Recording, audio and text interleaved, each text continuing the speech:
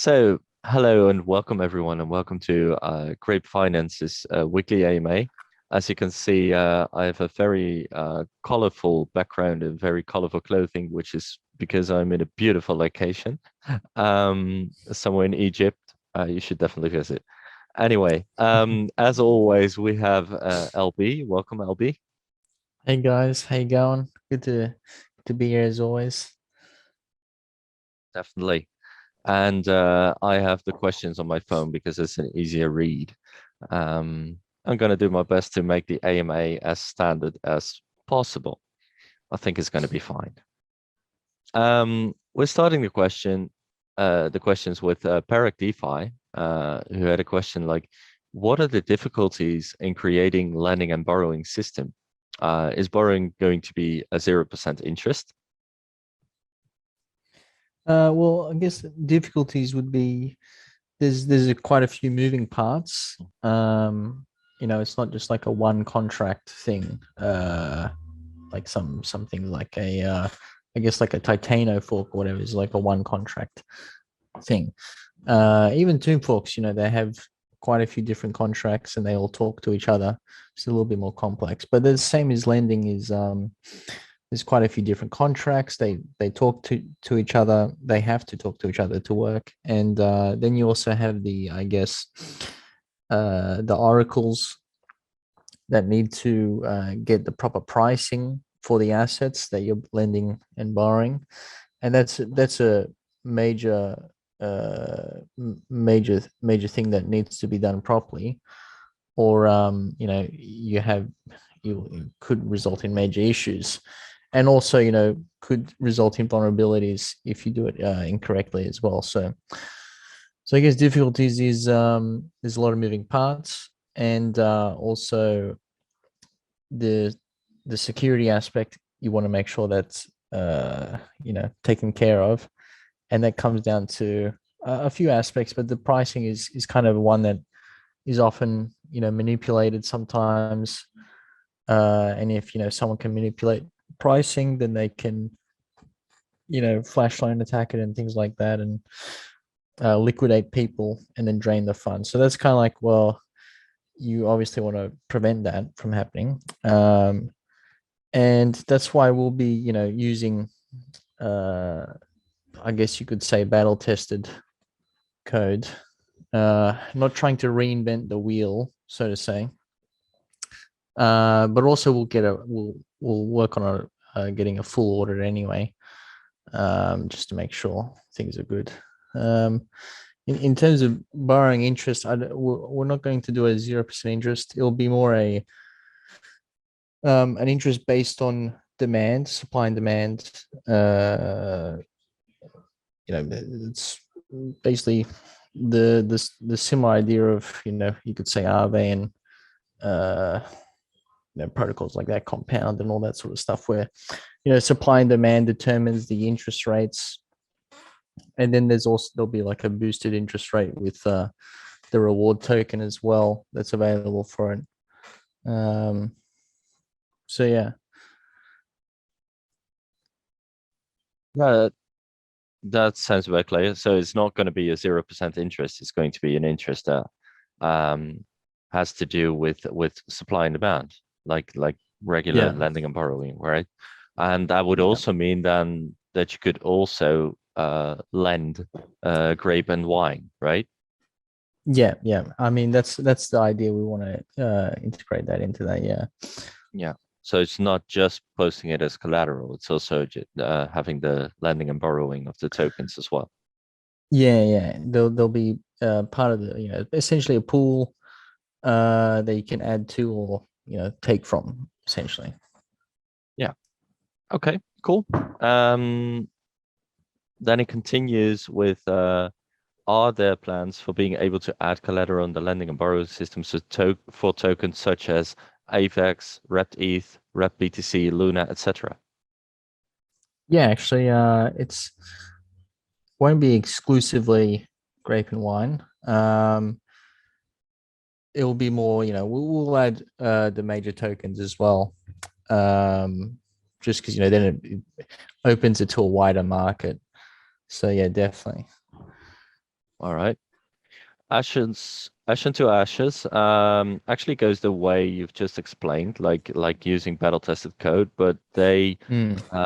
ask like, are you going to use battle tested lending protocol like Abracadabra for implementing lending and borrowing?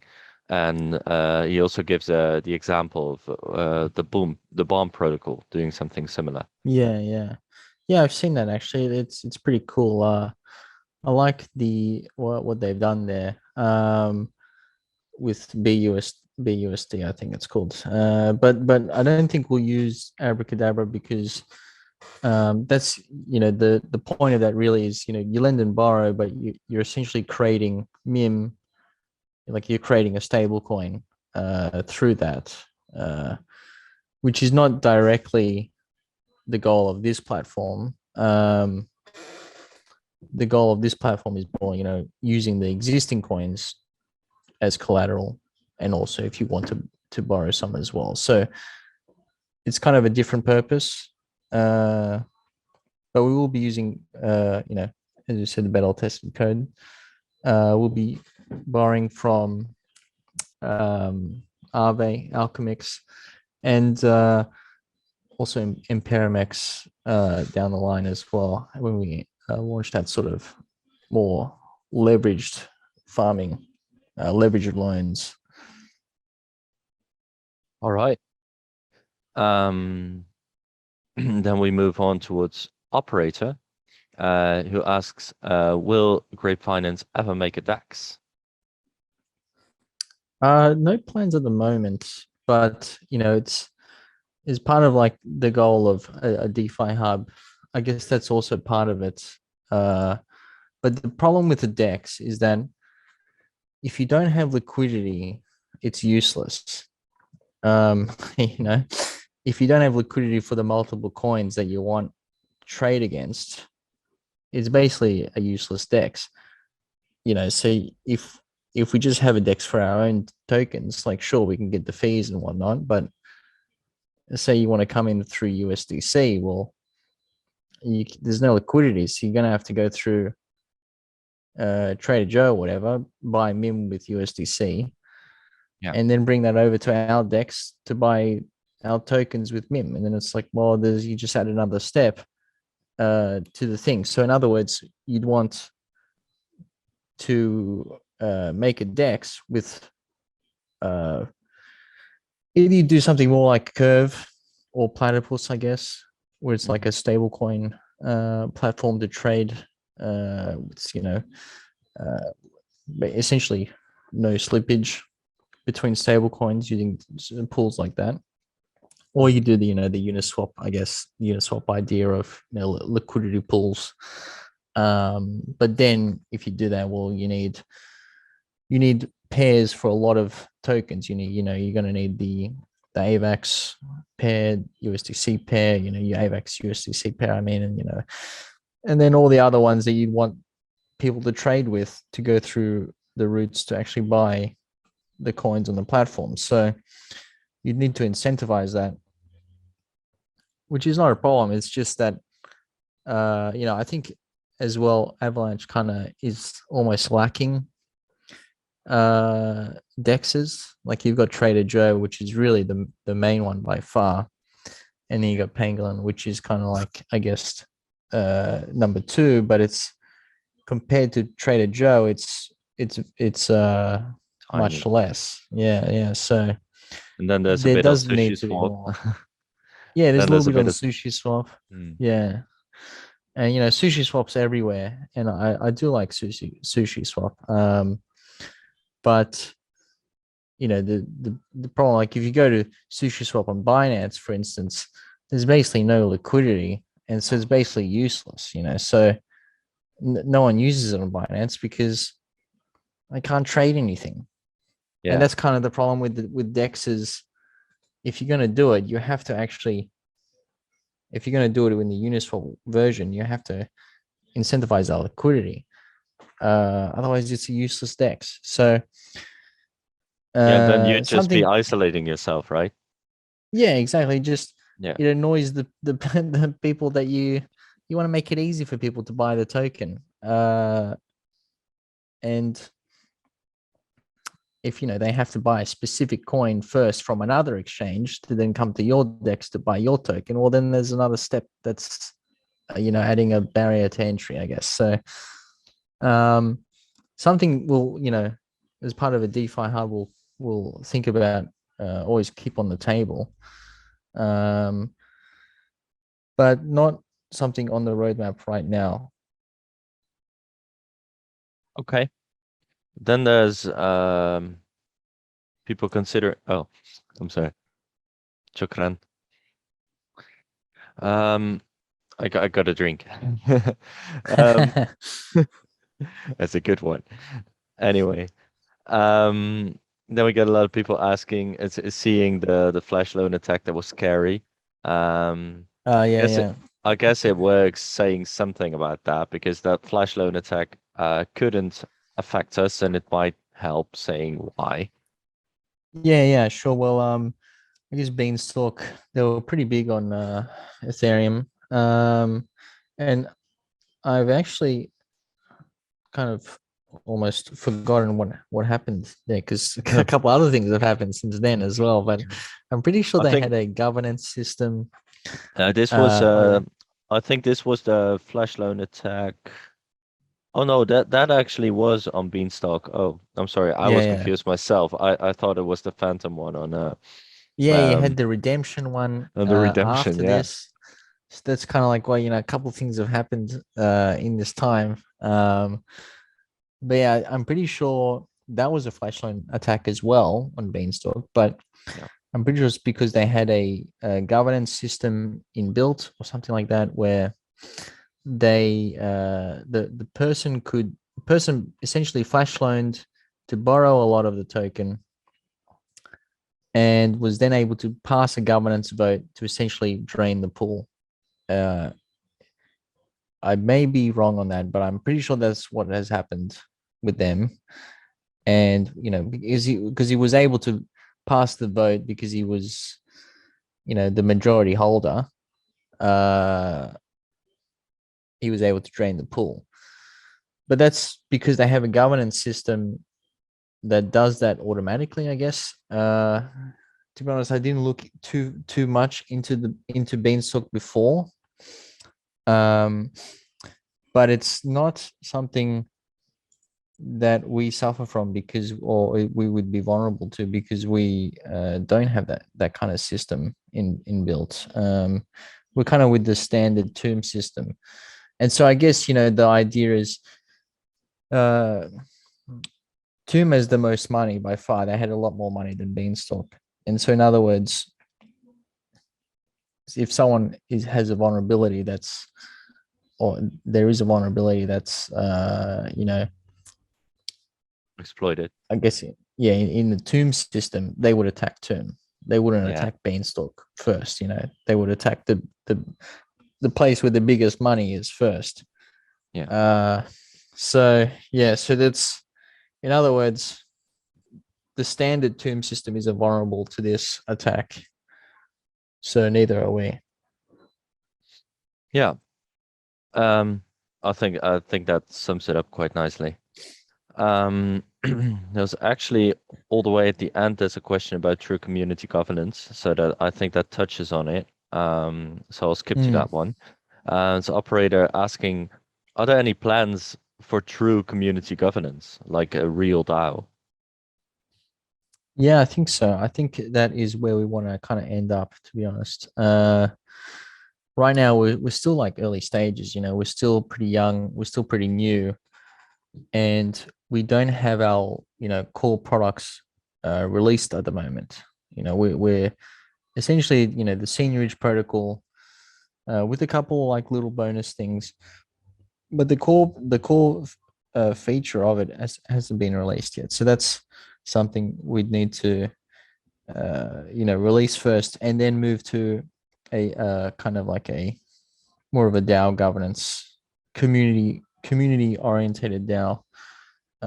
Following that, once we mature and get to a stage where the foundation is set, then we can go to a DAO. Because if you do it too soon, well, then it just gets messy, and like, well, generally you need some kind of hierarchy in the beginning to get things done, and then you can go to a DAO, uh, you know, to keep the maintenance going, to keep new features coming on, because you already have a foundation to work from.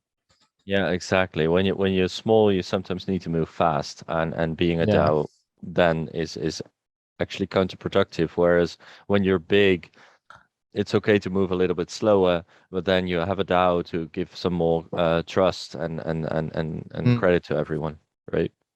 Yeah, yeah. More like it. Okay.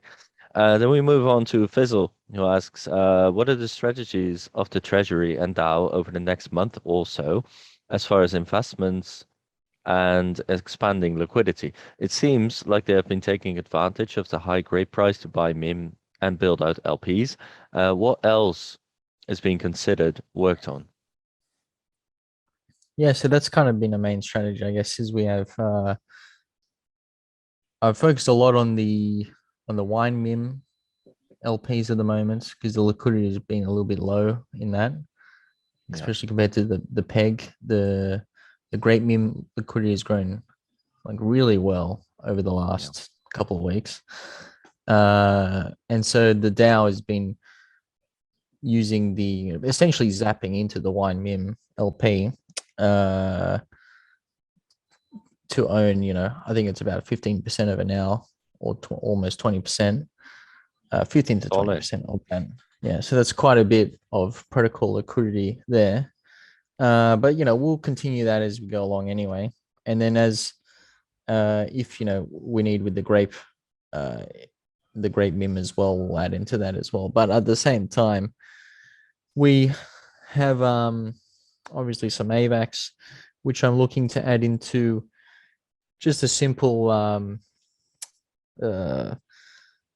AVAX USDC pool, essentially on possibly Vector Finance, offer a reasonable return there, I've seen. And that may just be, add that in just as like a safe investment, lower yielding, but still, at the moment it's like 40%, 50%. So that's still pretty decent for AVAX, USDC LP, uh, just as a safe bet. And then obviously we have a reasonable bit of MIM left from that.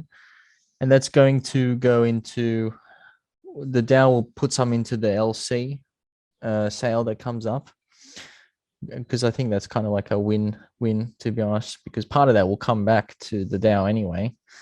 Hmm. And we can also, essentially buy um, the the rebasing token at a discounted price as well. So it's kind of a win-win there. And then also there'll be, we need to keep some in stables anyway for um, essentially marketing. Marketing is pretty ridiculous expense in this industry. It can rack up pretty fast, but it's extremely necessary. And you could say it's an investment because it exposes the protocol to new investors essentially, which is essential for the system to function, to grow really. And the marketing is really important because in this industry, it can get really crowded and really saturated. There's so many things happening all the time that if you're not marketing regularly, you fall into the into the distance, so to say. Even if you're doing good stuff, you're doing fantastic things, you're building new things. If you're not doing the marketing for it, like doing the marketing blast for it, it doesn't reach new people, and then you don't get that impact of the new system that you launch or whatever.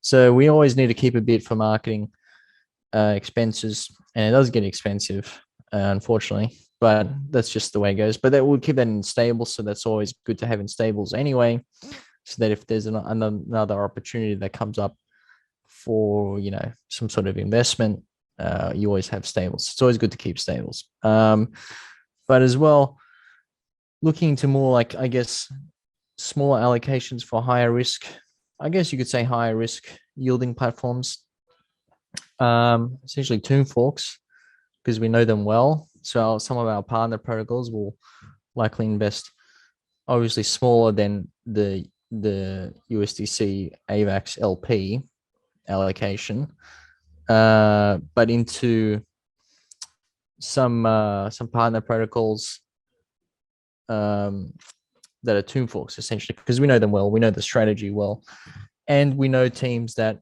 are essentially here for the long term. They've defended the peg really well, so but then you can also get a good yield from them. So yeah, so we'll go into so essentially the strategy is decent amounts into safer yielding, you know, LP, AVAX, USDC LP, just to keep there.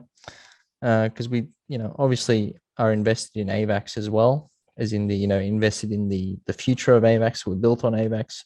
I think it's going to be around for a very long time. And it's going to continue to grow as one of the main chains. And then obviously keep a reasonable amount as well into stables for ongoing marketing costs, which you could say is an investment in itself.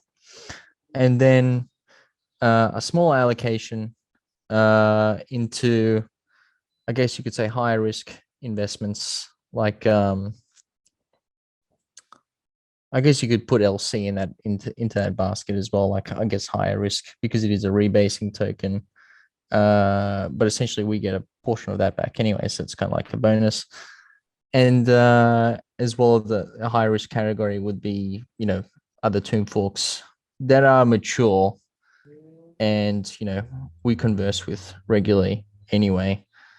So we know that, they can defend the peg, they're around for the long term, they're developing innovative stuff. So I guess that's the main strategy that the DAO's going to be following. Yeah. I think a bit of there are some questions later on about what liquid capital is. So I'm going to leave. Yeah. If Okay. Yeah. someone is listening to this now and thinking, what is liquid capital? What is happening? What are we talking about? There are some questions later, and it will be fine. I'm good, thank you. We're getting an apple.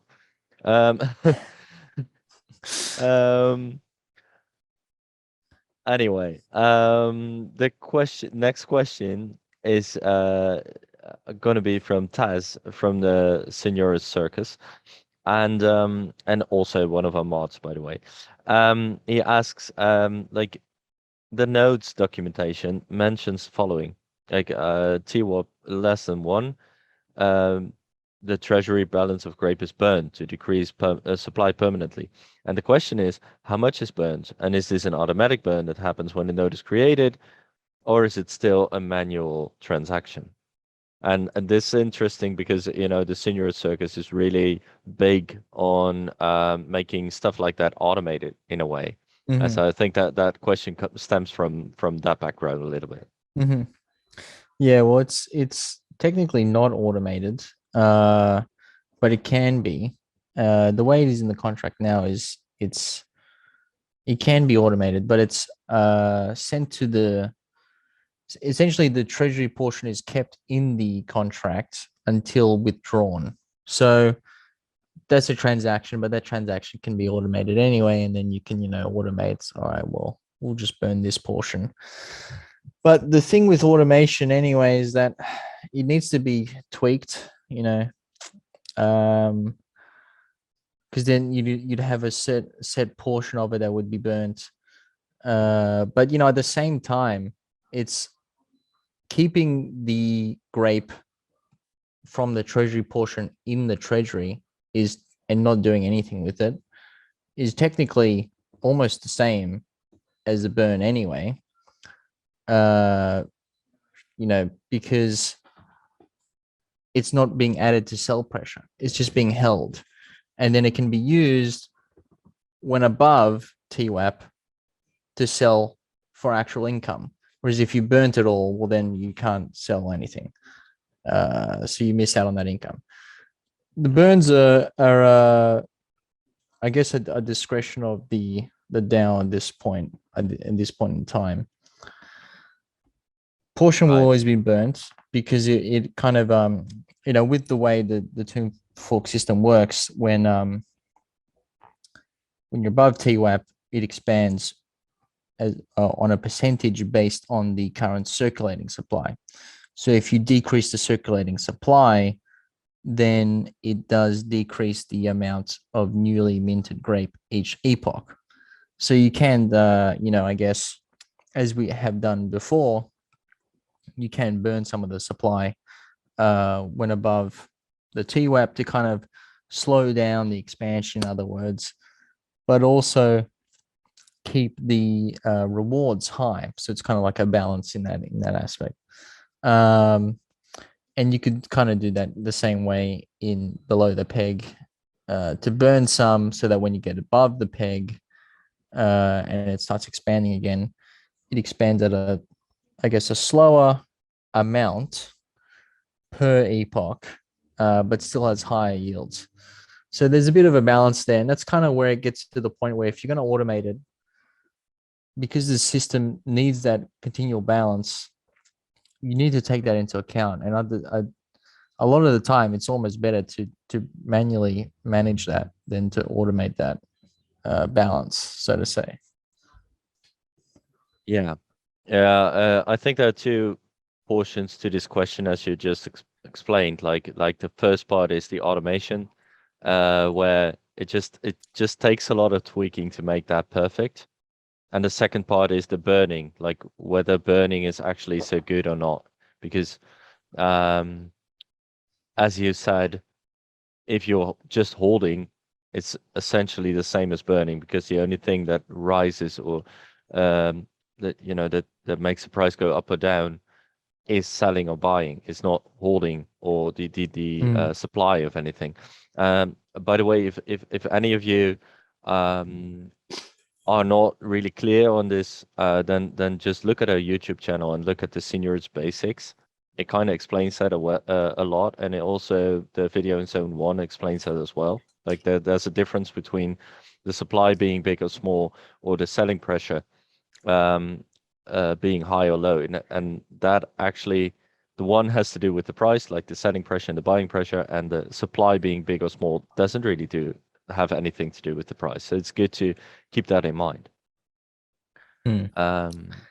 Just a bit of a background thing. Then we move on to Perec DeFi, who asks, like, could Grape ever get to the level of US Terra or other major algo stablecoins? What could stop us from reaching the level? Or could we ever? Well, I guess like you could, nothing's impossible, obviously. You could say that UST, I think people don't realize that UST isn't that old. It's not really that old. Everybody rips on USDT. That's literally the oldest stablecoin that's still around.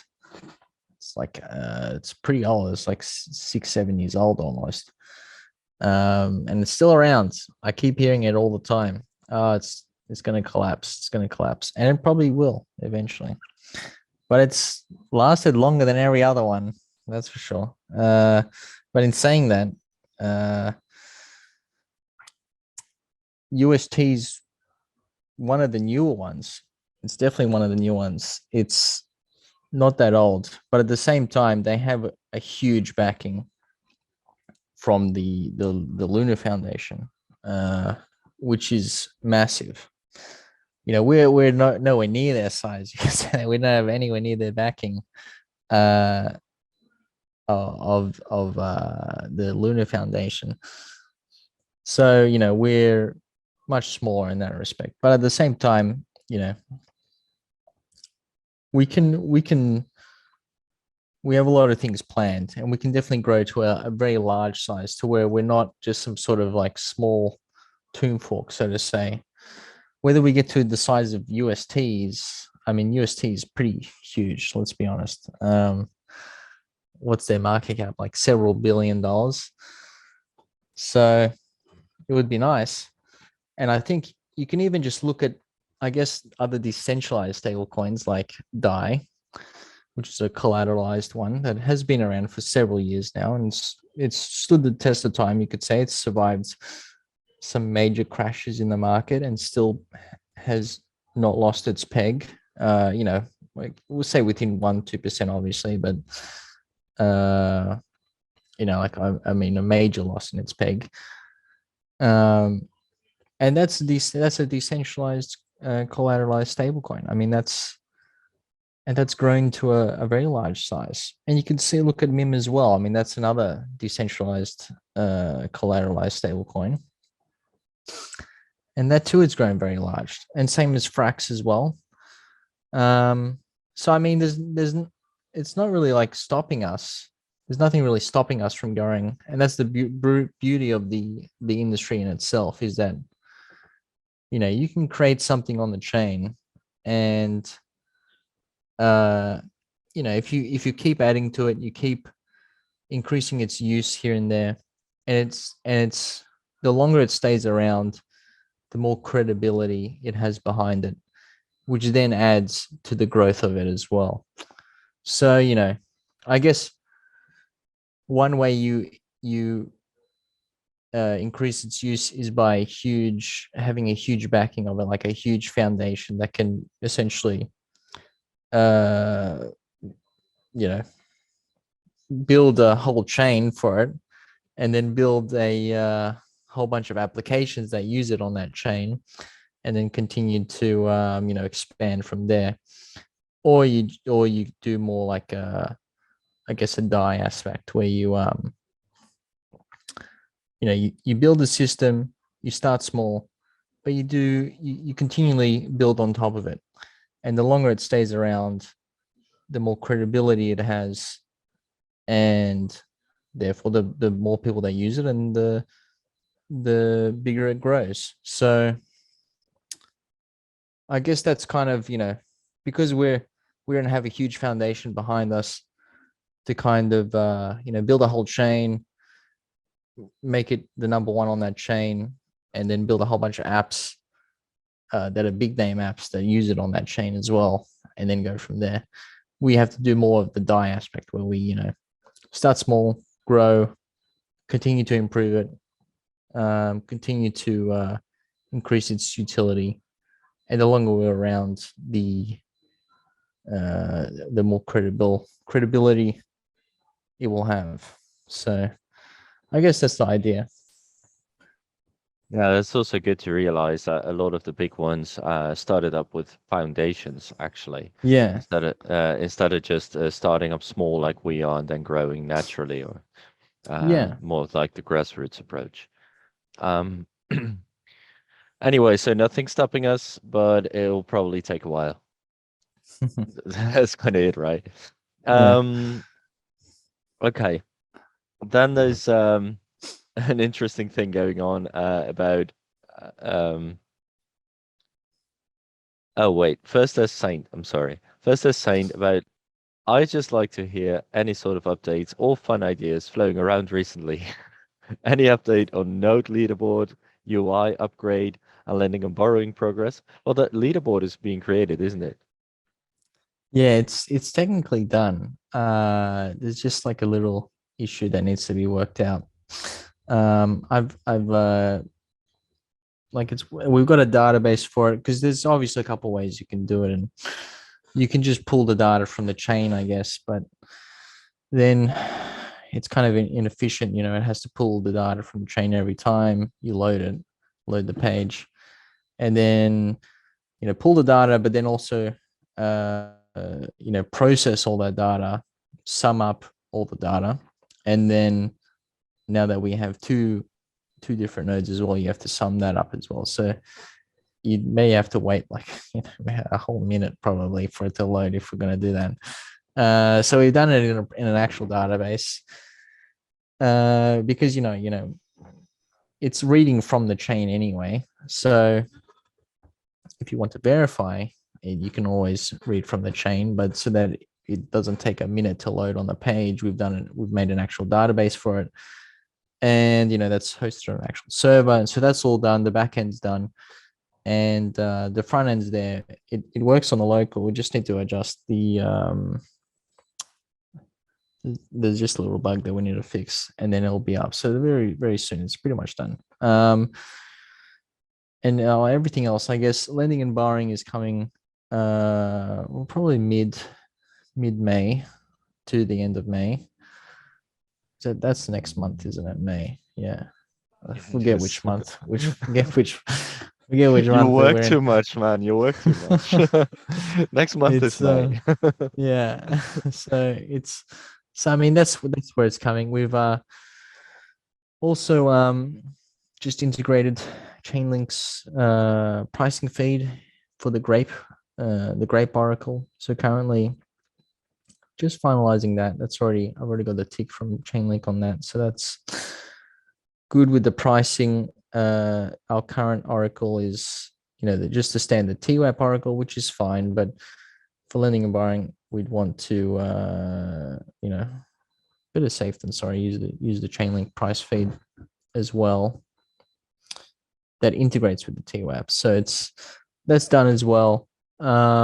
We'll probably announce that in the next, I guess, week with Chainlink. And there's a couple other things that we're working on in the meantime as well.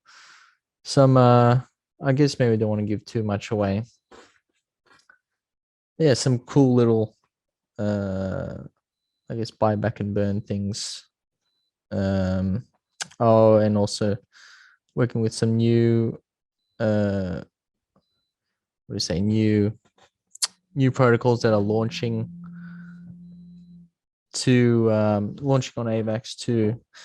Just can't say anything right now because I signed the NDA, but we'll have some more details coming up in the next week for that. UI update will come with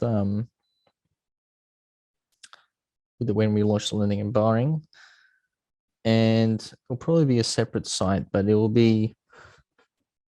we'll launch it as a separate site first, and then integrate it with the current site and update this as well. I've already got some designs coming, and just working on, I guess, finalizing the flow from page to page. Want to make things a little bit more simpler than it is currently. So I mean, we're working on quite a few different things actually.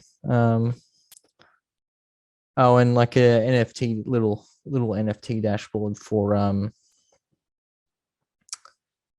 guess a way to calculate your rewards properly, or estimate your rewards, so to say, for cool. the NFTs. Yeah, so that's just a way so that you can because the snapshot was taken last week or earlier this week.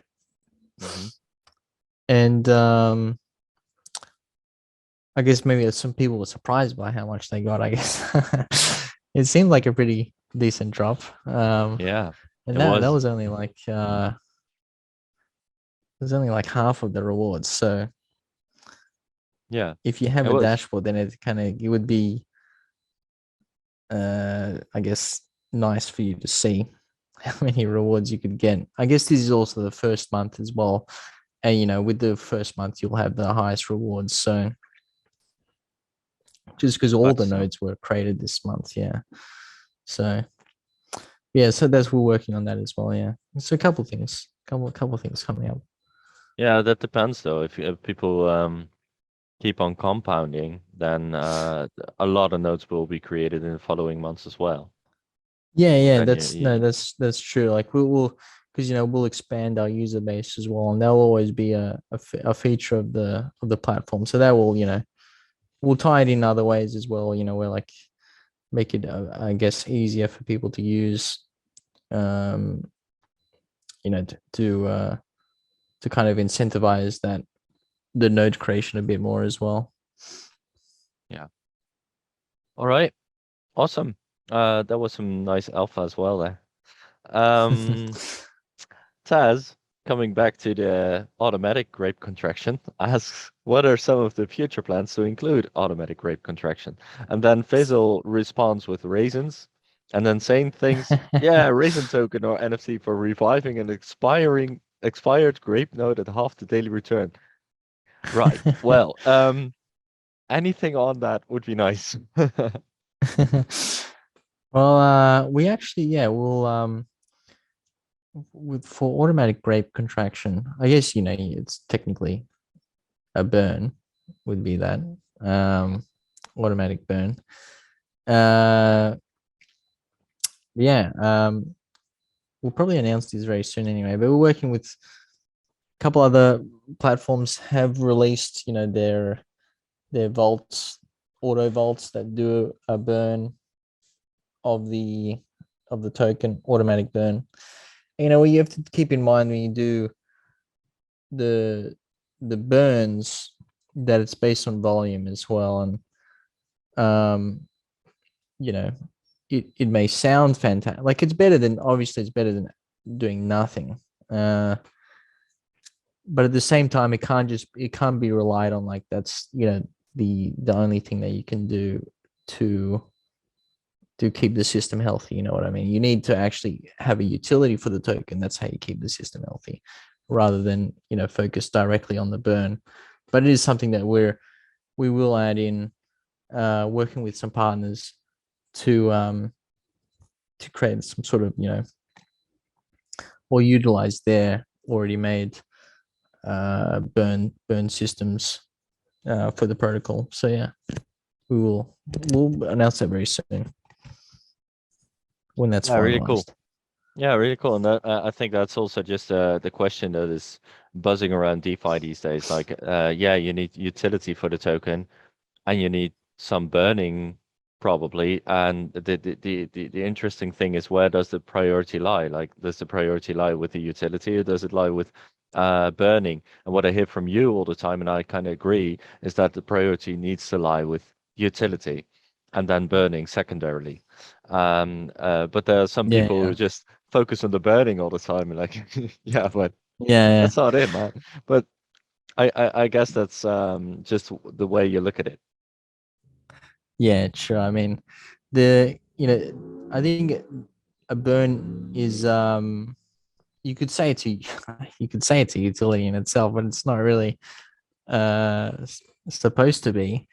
It's a way to control the inflation, Yeah. but you know it can only have so much impact, because you'd have to you essentially have to burn all the supply then if you really want to keep the price going up without any other actual utility for the token. So yeah, it's an extra thing to add in, but it can't really be the main focus.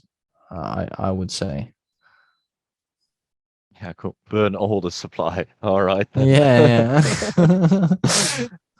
Okay. Parak DeFi is pretty active in these questions. Very good. Very good. Thank you. Yeah. It asks, would self-repaying loans be liquidation risk free? Not sure if it was covered in the previous AMA or not. Yeah, well, actually, we're going to use the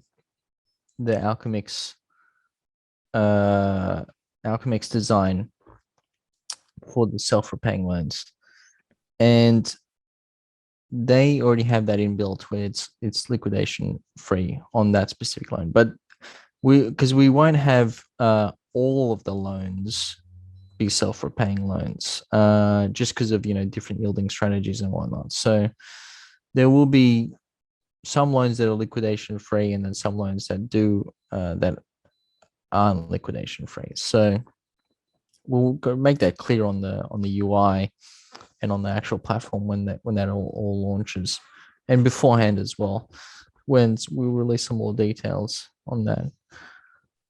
And that's actually a big thing, like making it clear on the UI, because I've seen some pretty interesting and very good protocols and just, got lost in the UI. And Mm. had someone explain it to me to even see how it would work, even though the protocol was working fine. I just didn't get it.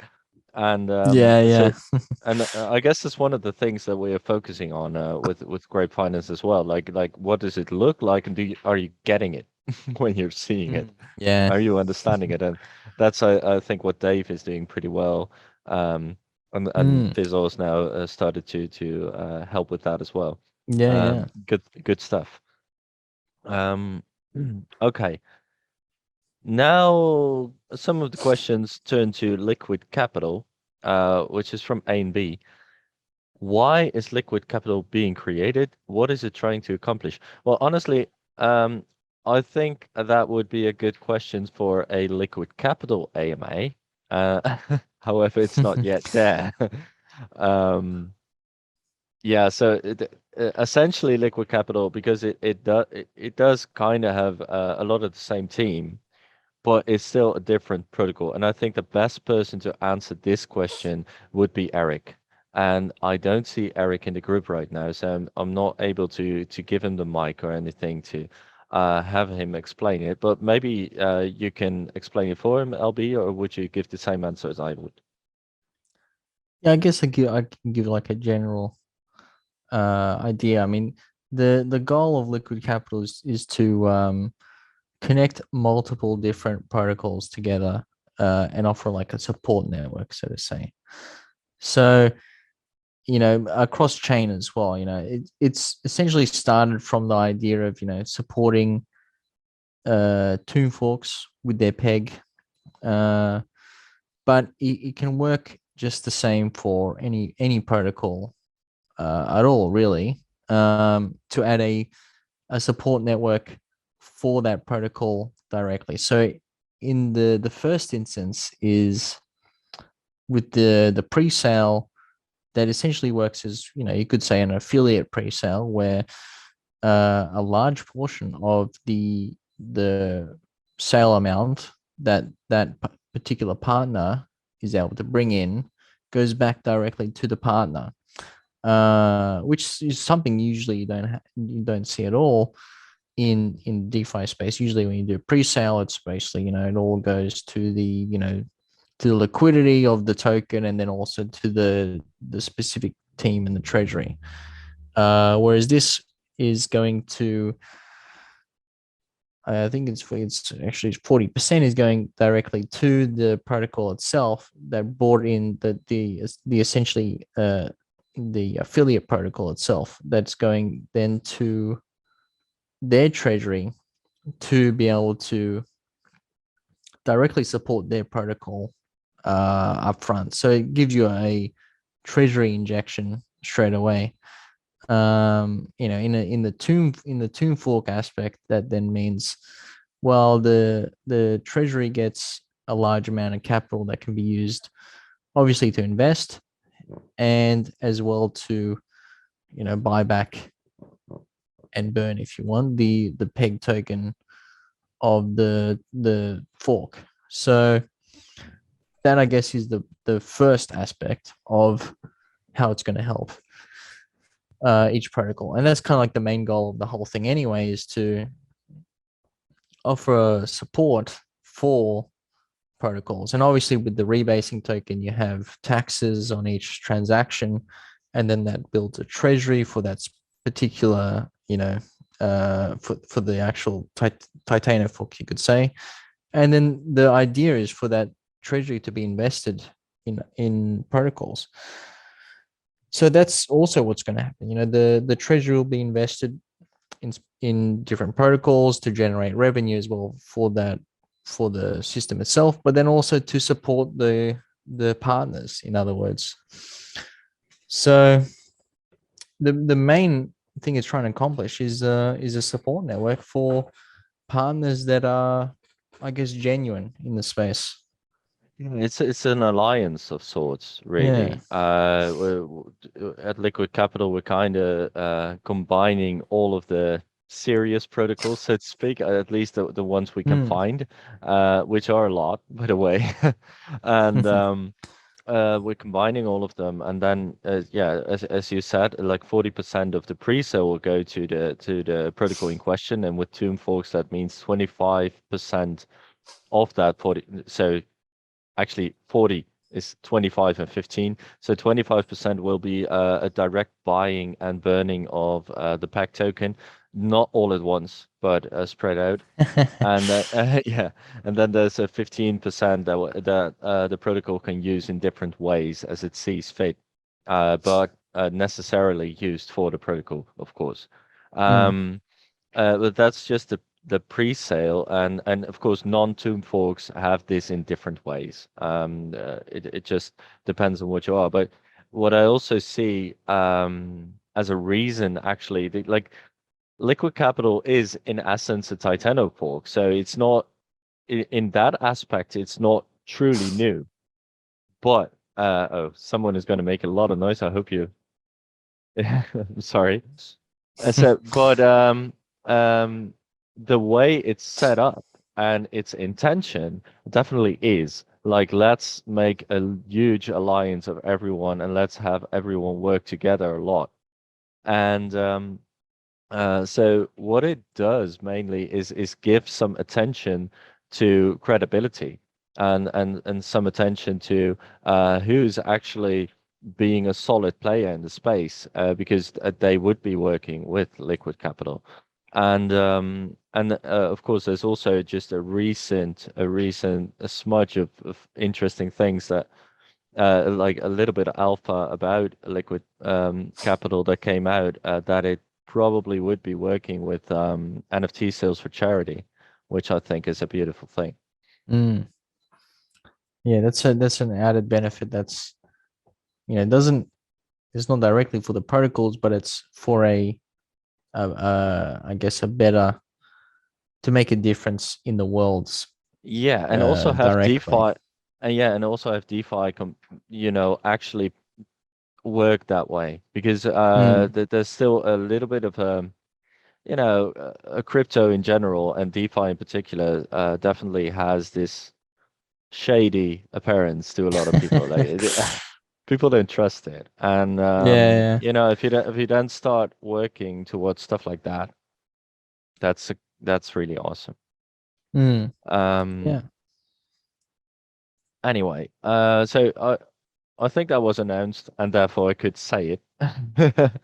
Otherwise, I'm sorry, Eric, if it wasn't.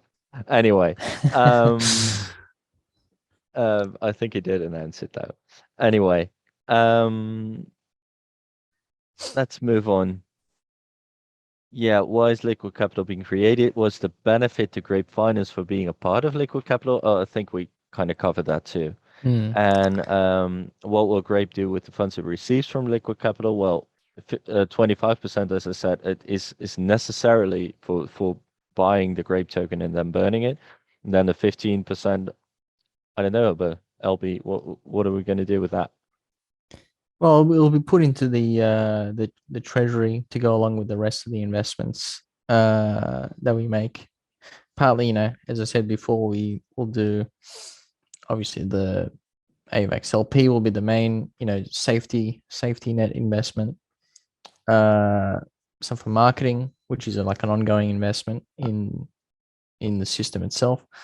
And then I guess we'll do some higher risk investments like in protocols, essentially tomb books because we know them well, partner protocols that we work with or we know or talk to regularly that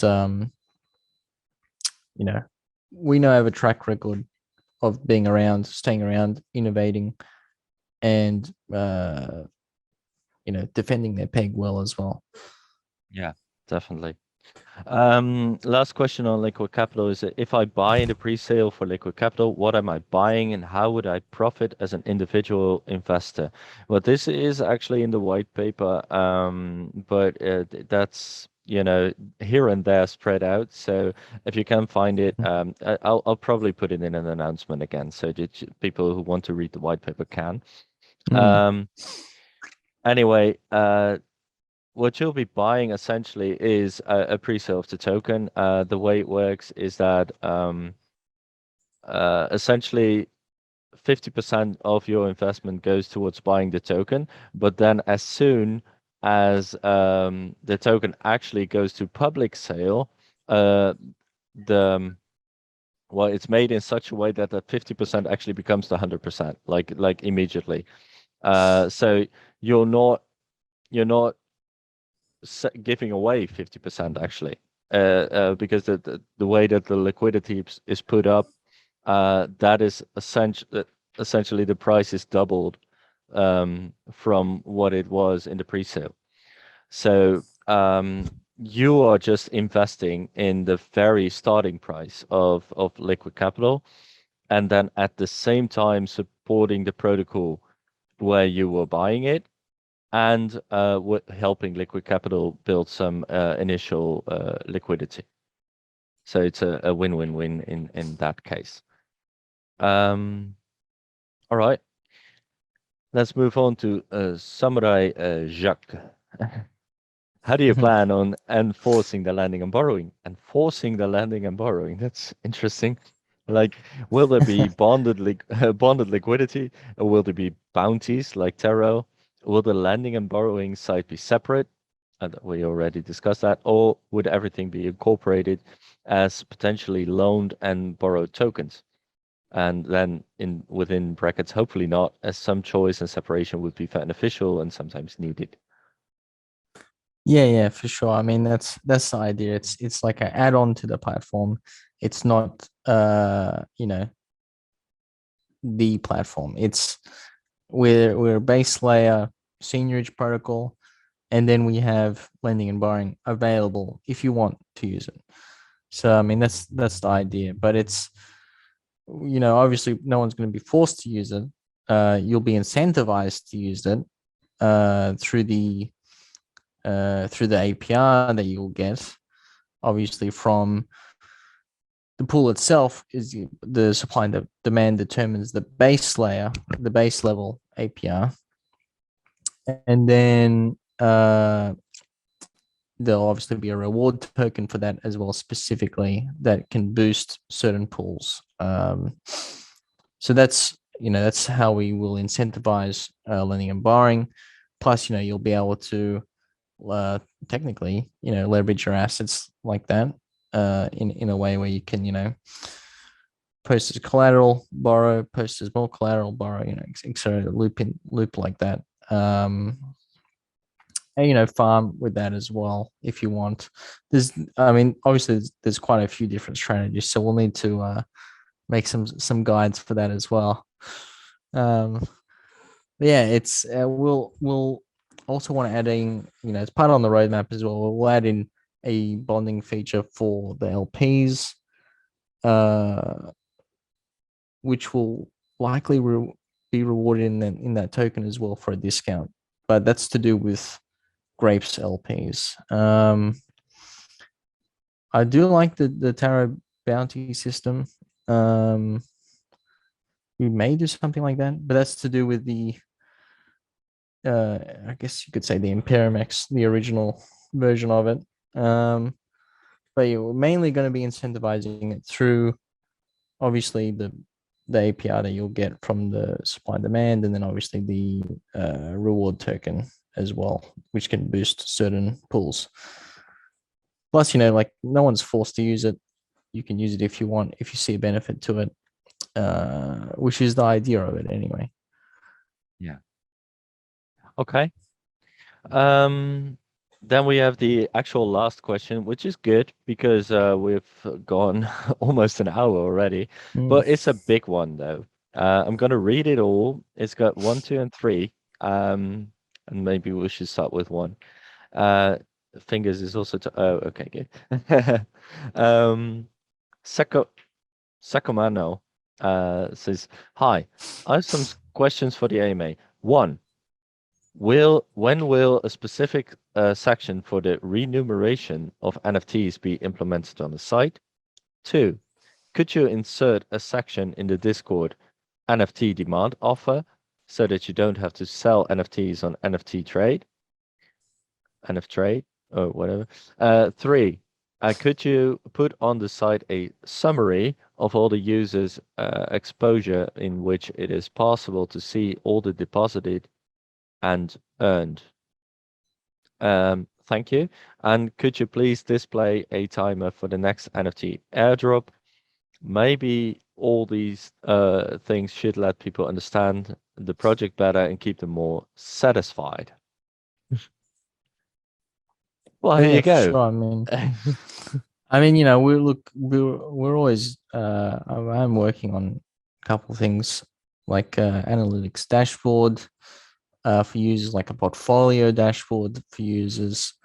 Um, obviously as well, um, to see, I mentioned before your NFT rewards specifically, your estimated NFT rewards specifically.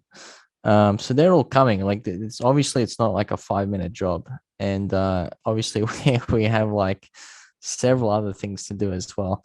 But yeah, that's all. Like obviously I want to make the UI as user friendly as possible, but also offer you know show the information that's specific and beneficial for users. Like we've already kind of done. Like that's kind of something that we've almost focused on. You can see in the winery you have the estimated reward per day. It's not an original feature from Tomb. That's not a Tomb feature. That's something that we've added in specifically so that you can see how much you may get per day. Um, same as the APRs on the card and the calculator on the card of the vineyard. Something things like that is something that we're always focusing on to make because I like seeing the data as well. It's something that I actually like seeing is, how much am I going to get? When can I get it? And, how much have I made in total? You could say, like I guess a portfolio. And obviously also working on some protocol specific data, like uh, how's the peg gone over the last, essentially since the beginning? How's the TVL grown since the beginning? How are the different pools TVLs grown? The APRs of the different pools, things like that, in the dashboard and whatnot. So they're all things that are on the list, so to say. Um, and I guess, we can make a Discord channel that does that. The only thing is that it's peer to peer. Like you could do that at any time, but there is a risk, obviously, of technically scammers taking advantage of it. The idea is that the NFT marketplace acts as the middleman, the escrow service, you could say, where you post it up, and only when the person sends you the money do they get the, the actual NFT, and that protects both the buyer and the seller. Obviously, you can do peer-to-peer trades at any time. You can talk to anyone in the community that wants to sell you this NFT for this amount of AVAX or whatever token, and you could make that deal yourself, but you run the risk of being scammed. And not We living can, up to that part of the deal. So you sent your money yeah. and then nothing. Yeah. Or you sent your This is, NFT and then nothing. Yeah. and that's the thing, right? That's the risk you run, because you kind of need that escrow service or the middleman to facilitate that trade with someone that you don't actually know in real life. So And yeah, that's I also guess, yeah. that's also what you said, right? You could just, if you agree to a certain sell, you could just at that point put up the NFT for sale and then immediately have the other person buy it. Right. That Yeah, that is yeah. a safe way of doing it. And essentially it's the same thing. But I mean the chances of someone interjecting in that very second are truly very low. Yeah, yeah, yeah. All right. Um, did we have everything that the NFT demand offer? Yeah. Could you put this a summary of all the users exposure, which is possible? Yeah, you answered all of that. Just like a Um, portfolio, yeah. yeah. That means that we've come to the end of this AMA, which is good because we have been going on for an hour. And well, I think it has been a very informative one. I think there have been some really good questions, Yeah, and yeah. I'd like to thank all of the community members who asked them. We have branched out a little bit towards liquid capital, but I think since liquid capital is a bit slow on divulging its own information, this is only natural, and this is essentially the way to get a little bit of alpha on that. What I will still do is post the liquid capital white paper as is um, in the announcements so that people can look at it, or maybe I'll put it in the interesting informative links. I think I'll put it there. Mhm. Anyway, so that people can still look at it. I think in there it says that the launch of Liquid Capital would be like 20 days ago. Obviously, that's not the case. Um, but the rest of it is still good. Um, I think that sums it all up. And thank you for listening, and thank you, LB, for being here. Is there anything you would like to say to end all this? Yeah, well, I guess, yeah. I guess thanks everyone for the continued support. I mean, we've what epoch are we at now? We're pretty mature now. I mean, I guess, in terms of DeFi, we're like epoch 387, almost 388 now in about an hour. So that's actually a long time in DeFi. And we've done really well, that's really all thanks to the community, for essentially sticking to the strategy, uh, building the strategies as well. The support in the chat is huge. New people come in and they're welcomed uh, very regularly. Uh, Questions are answered really in depth as well. So I think we have a really solid, we have a really solid community, and it's actually really good to see. I'm just really pleased with that. It's fantastic. I'm sorry, I'm busy. Yeah, me too. It's a really beautiful thing, and of course I am focused on the community, and this is sort of what I envisioned, right? I envisioned people being nice to each other for a change, and actually really trying to explain instead of just be derogatory of Mm. questions like, oh, you don't know, then get the fuck out, stuff like that. Um, yeah, that's not nice, and we've started being nice, and it actually works, and I'm very very happy with that. I'm very very happy that people actually picked up on that.